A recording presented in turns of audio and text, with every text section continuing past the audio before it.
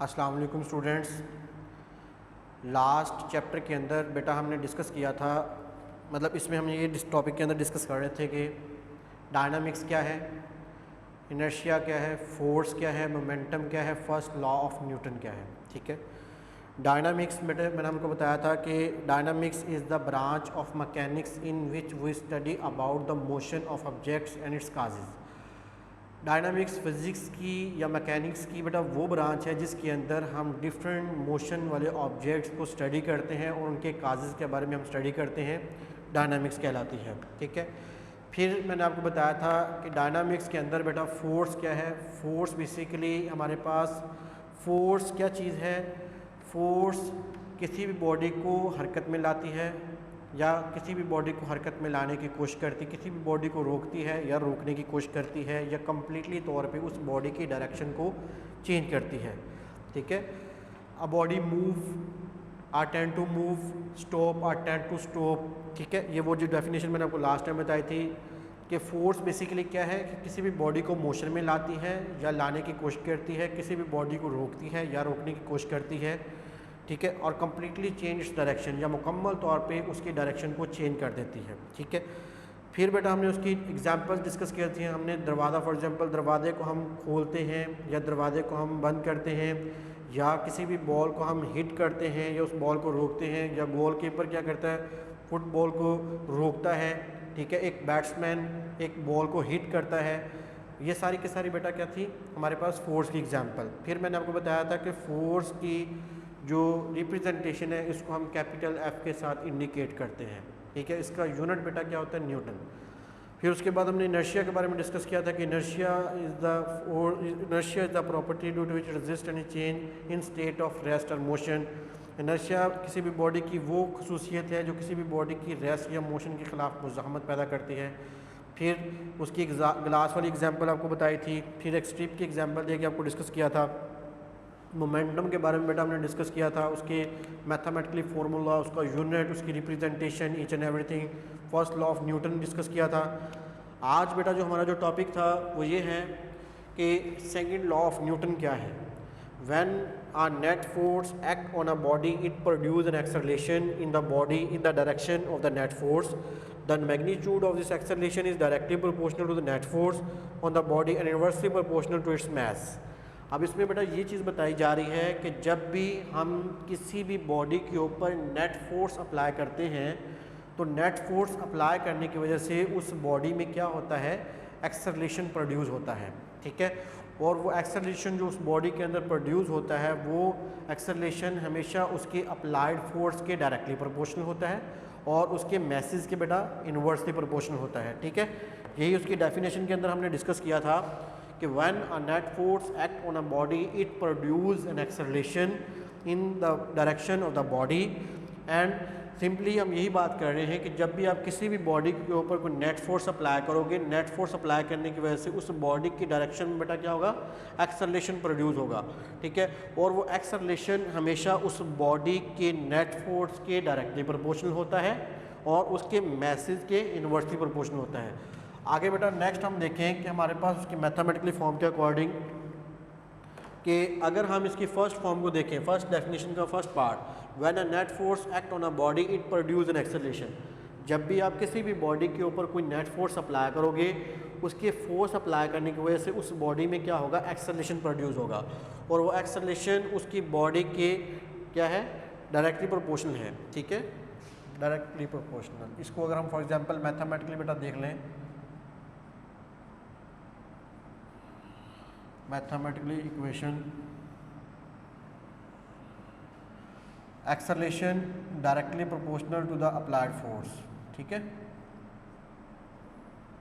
ये हम इसको रख लेते हैं बेटा फर्स्ट इक्वेशन, इसका पार्ट। इसी तरह एक्सेलरेशन जो है वो उसके मैसेज के बेटा क्या है, इन्वर्सली प्रोपोर्शनल। यही मैंने आपको बात की है कि फर्स्ट आप क्या देखते हैं कि जब आप उस पर फोर्स लगाते हो, फोर्स लगाने की वजह से उस बॉडी में क्या हो रहा है, एक्सेलरेशन प्रोड्यूस हो रहा है। वो एक्सेलरेशन उसके फोर्स के बेटा क्या है, डायरेक्टली प्रोपोर्शनल, और वो एक्सेलरेशन उस बॉडी के मैस के क्या है, इन्वर्सली प्रोपोर्शनल है। ठीक है, इन दोनों की इक्वेशन को हम कंबाइन करते हैं, combining equation number 1 and 2। In equation को बेटा आप जब कंबाइन करेंगे हमारे पास एक्सेलरेशन क्या होगा, acceleration proportional to F over ये बेटा क्या आ जाएगा एम। ठीक है, अब जब ये बेसिकली हमारे पास प्रोपोर्शनैलिटी का सैम्बल है, ये एक्सेलरेशन का सैम्बल है, ये अप्लाइड फोर्स और ये उस बॉडी का मैस है। अब जब हम प्रोपोर्शनैलिटी को एलिमिनेट करेंगे या हम मैस को देखें, मैस इधर क्या हो रहा है बेटा डिवाइड, उधर जाके होगा मल्टीप्लाई, तो ये आपके पास क्या आ जाएगा एम ए प्रोपोर्शनल एफ आ जाएगा। ठीक है, अगर हम इसको फर्दर देखें हमारे पास एफ क्या है बेटा, एफ प्रोपोर्शनल एम ए। ठीक है, अब देखें बेटा ये प्रोपोर्शनैलिटी का सैम्बल है, इसको हम क्या कहते हैं प्रोपोर्शनैलिटी। ठीक है, यही चीज़ है इसमें कि अगर कोई वैल्यू किसी भी दूसरी वैल्यू के बिल्कुल ऑपोजिट साइड पे मतलब कि एज इट इज़ आ जाए, या मतलब कि हम उसको कहते हैं कि हमारे पास जिस तरह ए प्रोपोर्शनल एफ, ठीक है, अगर मल्टीप्लाई होगी तो उसको हम क्या बोलेंगे डायरेक्टली प्रोपोर्शनल। अगर कोई चीज़, अगर कोई वैल्यू, ठीक है, अगर कोई सैम्बल अगर उसके ओवर में आएगा उसको हम क्या कहेंगे इन्वर्सली प्रोपोर्शनल। ठीक है, और जब इस इक्वेशन को हम कंबाइन करेंगे हमारे पास इसकी जो जनरल फॉर्म क्या बन जाएगी एफ प्रोपोर्शनल एम ए। ये प्रोपोर्शनैलिटी का बेटा जब सैम्बल हम एलिमिनेट करेंगे हमारे पास क्या आ जाएगा एफ इज इक्वल टू के एम ए। ठीक है, अब देखिए बेटा हमारे पास ये इक्वेशन क्या बन जाएगी एफ इज इक्वल टू के एम ए। अब के हमारे पास यह है क्या बोला प्रोपोर्शनैलिटी कांस्टेंट, वेयर के is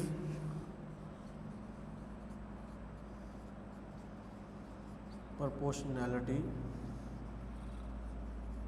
constant, so the value of k is equal to 1। बेटा k हमारे पास यहाँ क्या बोला कांस्टेंट प्रोपोर्शनैलिटी है, तो हम k की यहाँ वैल्यू क्या लेंगे, k की वैल्यू बेटा हम लेंगे f is equal to 1 into ये हमारे पास क्या आ जाएगा एम ए, तो f इज इक्वल टू बेटा ये हमारे पास क्या आ जाएगा एम ए। तो ये आपके पास सेकंड लॉ ऑफ न्यूटन हमारे पास प्रूव हो गया। ठीक है, सेकंड लॉ ऑफ न्यूटन के अंदर बेटा हम यही डिस्कस करते हैं कि जब आप किसी भी बॉडी के ऊपर कोई फोर्स अप्लाई करो तो उसका जो नेट फोर्स है वो हमेशा उस बॉडी की सिमत में क्या प्रोड्यूस करता है, एक्सेलरेशन प्रोड्यूस करता है, और वो एक्सेलरेशन हमेशा उसकी फोर्स के डायरेक्टली प्रोपोर्शनल होता है और उसके मैस के इन्वर्सली प्रोपोर्शनल होता है। ठीक है, हम इसकी मैथमेटिक फॉर्म से ही हम इसकी डेफिनेशन को बेटा ले रहे हैं। फिर मैंने आपको क्या बताया कि हमारे पास ये इक्वेशन 1 और इक्वेशन 2 को अगर हम कंबाइन करें हमारे पास इक्वेशन 1 क्या बनती है बेटा a directly proportional F and a inversely proportional 1 over M. ठीक है, जब कंबाइन किया जाएगा आपके पास ये इक्वेशन क्या बन जाएगी ए प्रोपोर्शनल एफ ओवर एम। ठीक है, एम इधर बेटा क्या हो रहा है डिवाइड, उधर जा क्या होगा मल्टीप्लाई एफ प्रोपोर्शनल एम में।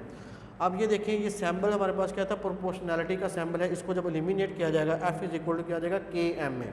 अब के क्या चीज़ है, के हमारे पास एक कांस्टेंट नंबर है। ठीक है, जिसको हम मतलब इस इक्वेशन के अंदर क्या रखते हैं कांस्टेंट, प्रोपोर्शनैलिटी कांस्टेंट, कांस्टेंट जब नंबर इसको बेटा हम 1 रखेंगे हमारे पास ये इक्वेशन क्या बन जाएगी F is equal to 1 into M A.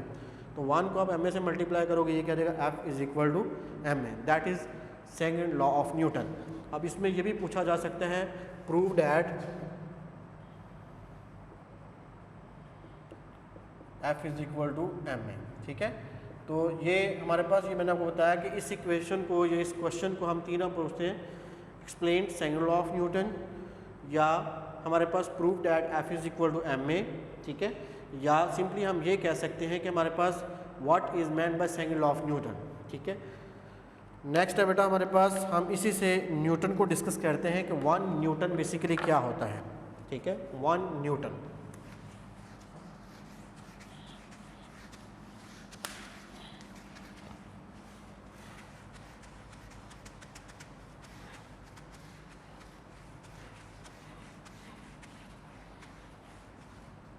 Newton बेटा मैंने आपको बताया कि न्यूटन क्या है, अकेले न्यूटन की ये डेफिनेशन आ जाती है न्यूटन इज अ फोर्स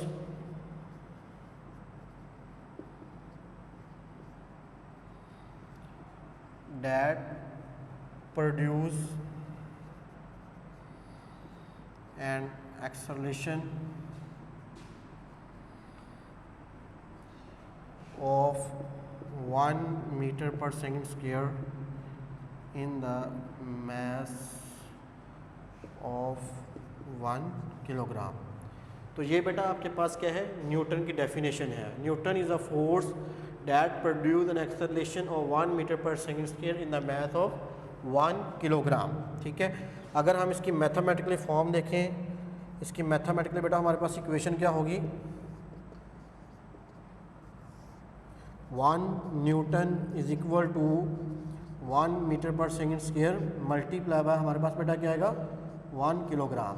ठीक है, आप किलोग्राम को मीटर पर सेकंड स्क्वायर से मल्टीप्लाई करेंगे, आपके पास क्या होगा 1 Newton is equal to kilogram meter per second square. तो ये इस तरह आप इसकी मैथमेटिकली फॉर्म को भी आप लिख सकते हैं।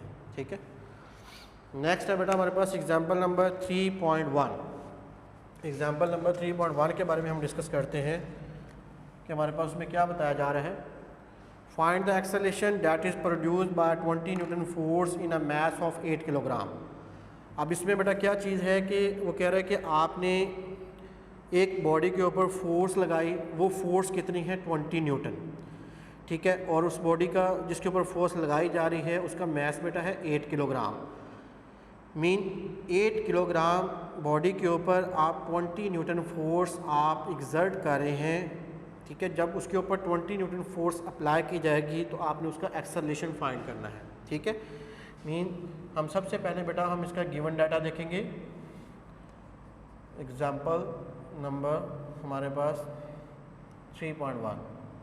ठीक है, गिवन बेटा इसमें क्या है, एक तो हमारे पास फोर्स गिवन है कितनी है 20 न्यूटन और उसका मास कितना है 8 किलोग्राम।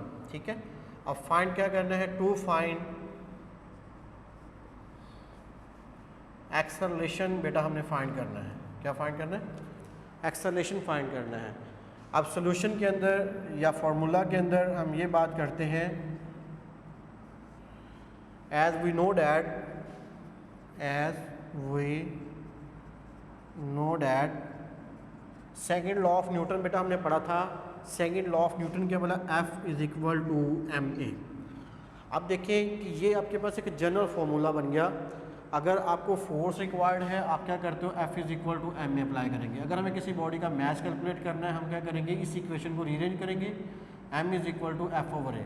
अगर हमें एक्सेलरेशन चाहिए हम क्या करेंगे, F ओवर बेटा क्या करेंगे, m करेंगे। इस तरह आप किसी भी बॉडी के अंदर आप एक्सर्टेड फोर्स को भी फाइंड आउट कर सकते हैं, उसके मास को भी कैलकुलेट कर सकते हैं और उसमें कितना एक्सेलरेशन प्रोड्यूस हो रहा है वो भी आप फाइंड कर सकते हैं। ठीक है, हमें एक्सेलरेशन चाहिए बेटा, हम इसी इक्वेशन को, इसी फार्मूला को क्या करेंगे, रीअरेंज करेंगे। a इज इक्वल टू हमारे पास क्या होगा F ओवर m। तो फार्मूला के अकॉर्डिंग बेटा हमारे पास जो फोर्स है वो कितनी है 20 और मास कितना बोला हमारे पास बेटा 8। ठीक है, और इसका यूनिट अगर हम देखें सिंपली, इसका यूनिट क्या आपके पास आ रहा है न्यूटन। ठीक है, ओवर किलोग्राम। कितना आ रहा है, न्यूटन ओवर किलोग्राम।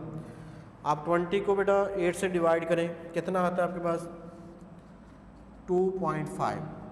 और 1 न्यूटन मैंने आपको भी बताया, 1 न्यूटन इज इक्वल टू बेटा क्या होता है, 1 Newton is equal to kilogram meter per second square. Kilogram meter per second square over ये आपके पास क्या देगा किलोग्राम।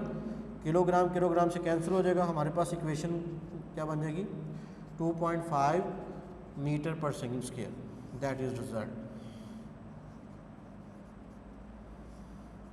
ठीक है बेटा, तो इस तरह आप किसी भी मतलब कि बॉडी की एक्सेलरेशन को भी फाइंड आउट कर सकते हैं, फोर्स को भी आप कैलकुलेट कर सकते हैं और मास को भी। लेकिन आपने ये बताना है, इसमें आपको ये पता होना चाहिए कि अगर हम किसी भी चीज़ को अप्लाई कर रहे हैं, फोर्स को अप्लाई करें तो इसका यूनिट आपने लिखना है न्यूटन। अगर हम मास को अप्लाई करें इसका यूनिट आपके पास क्या आएगा, या तो किलोग्राम आएगा या क्या आएगा ग्राम आएगा। ठीक है, अगर हम एक्सेलरेशन फाइंड कर रहे हैं तो एक्सेलरेशन फाइंड करते वक्त आपको पता होना चाहिए उसका जो यूनिट है बेटा वो क्या होगा मीटर पर सेकंड स्क्वायर। अगर हम वेलोसिटी या स्पीड फाइंड आउट करें उसका यूनिट हमेशा क्या आएगा मीटर पर सेकंड। ठीक है, अगर हम डिस्टेंस फाइंड करना चाह रहे हैं उसका यूनिट हमेशा हम क्या लेंगे, मीटर में लेंगे। ठीक है, तो इस तरह मतलब हमारे पास किसी भी चीज़ को फाइंड आउट करने के जो वे हैं तो उसके यूनिट जो है वो आप इस तरह सिंपली अलग अलग भी कैलकुलेट कर सकते हैं। अगर आपको ये भूल जाता है तो आप सिंपली इसको अलग से आप उसको सॉल्व करने के बजाय आप सिर्फ और सिर्फ एंड पे उसके यूनिट को आप याद रख लें और उसके यूनिट आप लाजमी मेंशन करें। और यूनिट का बेटा आपके पास हाफ मार्क्स पेपर के अंदर कंसीडर किया जाता है। सबसे पहले हाफ मार्क्स आपका डाटे का होता है। अगर फॉर एग्जांपल ये 2 मार्क्स का आता है, हाफ मार्क्स आपका डाटे का होगा, हाफ मार्क्स आपका टू फाइंड का होगा, ठीक है। तो इस तरह मतलब कि हम ये 1 नंबर आपका क्या होगा, इसकी सोल्यूशन और यूनिट का होगा। तो 2 नंबर का ये इस तरह न्यूमेरिकल कंप्लीट किया जाता है। नेक्स्ट है बेटा हमारे पास a force acting on a body of the मास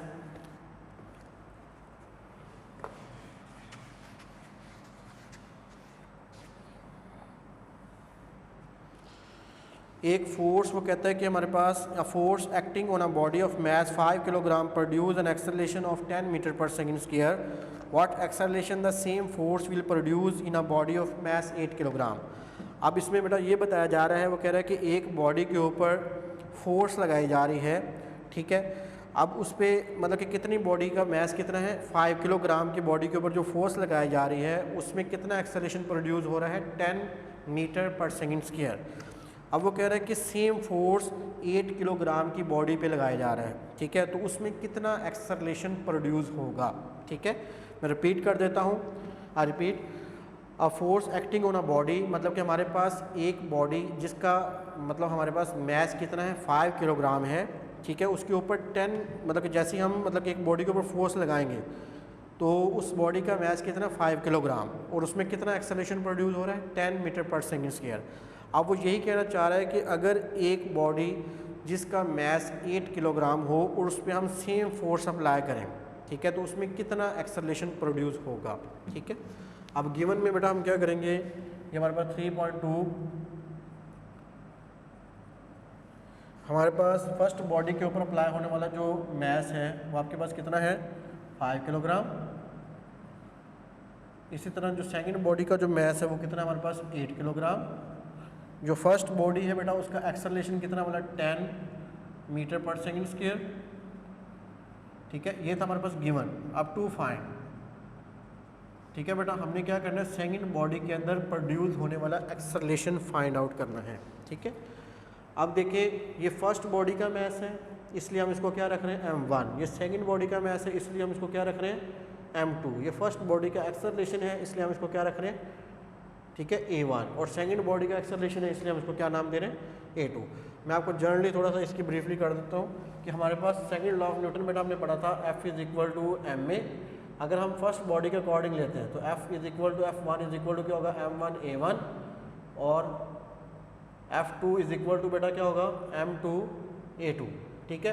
अब इस बॉडी के ऊपर अप्लाई होने वाला जो फोर्स है वो क्या है, सेम है। तो इसकी कंडीशन क्या बनेगी हमारे पास, F is equal to F1 is equal to F2। Mean हम फोर्स 1 और फोर्स 2 को दोनों को सेम रख रहे हैं। जब दोनों को सेम रखेंगे F1 की जगह भी आपको F2 पुट करेंगे और F2 की जगह बेटा आप क्या पुट करेंगे, F पुट करेंगे। हमारे पास इक्वेशन क्या बन जाएगी, F is equal to m1 a1, F is equal to m2 a2। तो ये चीज़ इसमें प्रोड्यूस होगी जब same force. So as we know that, अगर हम इन दोनों को कंपेयर करें, कंपेयरिंग इक्वेशन 1, इसको हम इक्वेशन 1 का नाम दे दें, इसको 2 का नाम दे दें। आप बेटा इसको क्या करेंगे, comparing equation 1 and 2, m1 a1 is equal to क्या होगा, m2 a2। इसी चीज़ को हम इधर अप्लाई करते हैं। ये देखें कि हमारे पास जो दोनों बॉडीज़ के मास और एक्सेलरेशन को कंपेयर किया गया है ना, तो हम इसको देखेंगे बेटा हमारे पास सॉल्यूशन के अंदर m1 as we know that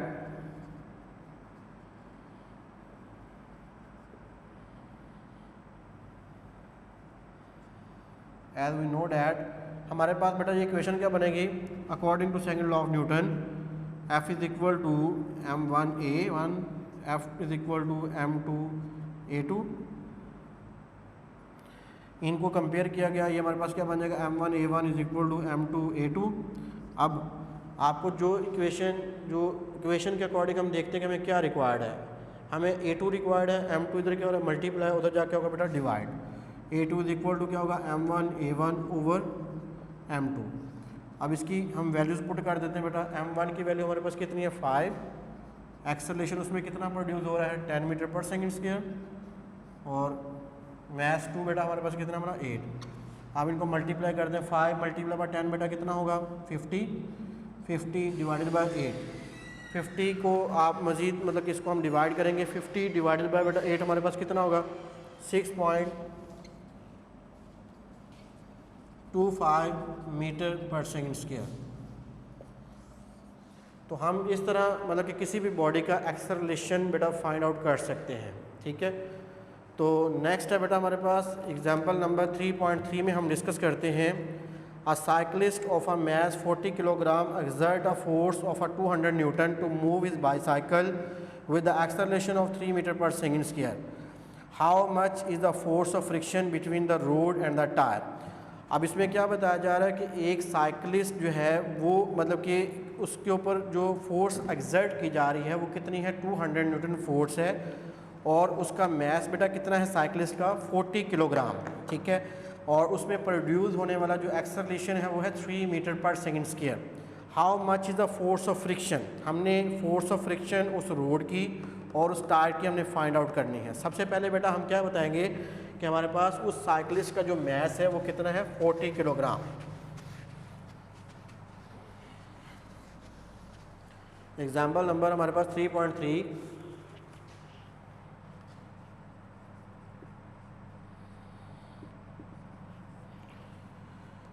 mess हमारे पास बेटा कितना है, 40 kilogram.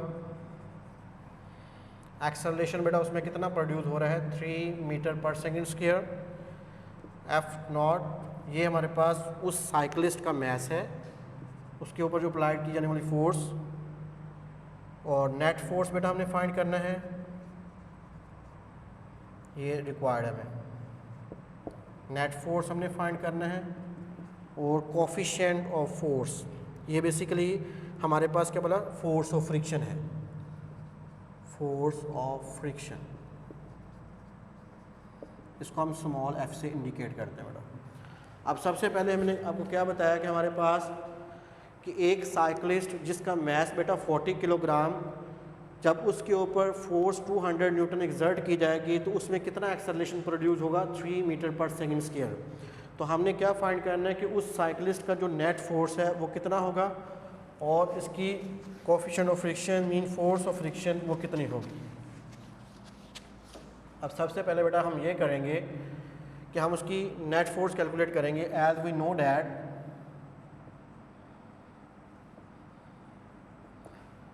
F is equal to M में, ठीक है। अब मैस बेटा हमारे पास कितना, मतलब 40 किलोग्राम, और एक्सेलरेशन उसमें कितना प्रोड्यूस हो रहा है, 3 metre per second square. 40 multiply by 3 ये बेटा कितना होगा हमारे पास, 120 न्यूटन, ठीक है। अब नेक्स्ट है हमारे पास force of friction. Force of friction to find इसका B part, force of friction, इसको बेटा हम स्मॉल एफ से इंडिकेट करते हैं। अब इसका जो जनरल हमारे पास बेटा जो फॉर्मूला है, अप्लाइड फोर्स, ये net force is equal to, हम इसको क्या करेंगे, हमारे पास इसकी जो फोर्स है वो कितनी है, 200, मतलब नेट फोर्स आपने क्या करना है हमारे पास, F not is equal to, ये बेटा हमारे पास क्या होगा, अप्लाइड फोर्स, और ये इसकी हमारे पास क्या बोला, force of friction, force of friction. अब अप्लाइड फोर्स बेटा जो उस साइकिलिस्ट के ने उस साइकिल के ऊपर एग्जर्ट की है वो कितनी है हमारे पास, 200, और नेट फोर्स जो हमने फाइंड की वो आपके पास कितनी है, 120, और फोर्स ऑफ फ्रिक्शन जिसको मैंने आपको क्या बताया कि उसको हम स्मॉल एफ से इंडिकेट करते हैं, ठीक है। अब इसमें ये होगा बेटा कि हमारे पास इस 120 को आप उधर ले जाएंगे, ये हमारे पास क्या होगा, आपने मतलब कि 200 में से 120 निकालना है, 200 माइनस 120 इज इक्वल टू आपके पास ये होगा नेट फोर्स, 200 माइनस 120 ये आपके पास कितना होगा, 80 न्यूटन फोर्स। तो इस तरह हम किसी भी तरह की फोर्स ऑफ फ्रिक्शन को कैलकुलेट कर सकते हैं। इसका बेटा जो रिज़ल्ट है वो हमारे पास कितना आएगा, 80 न्यूटन। ये था बेटा आज का हमारा टॉपिक। नेक्स्ट इंशाल्लाह हम थर्ड लॉ ऑफ न्यूटन और इसकी एग्जांपल्स और मैथ और वेट के डिफरेंस के बारे में पढ़ेंगे। ओके जी, अल्लाह हाफिज़।